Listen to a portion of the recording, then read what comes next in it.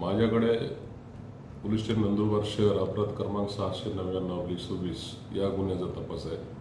सदर गुन्ह्यातील आरोपी विजय वसंतलाल चौधरी यांना PILCBने समक्ष माझ्या हजर केलं। त्यावरून मी सदर गुन्ह्यात या आरोपीस अटक करून सध्या लॉकअप केले।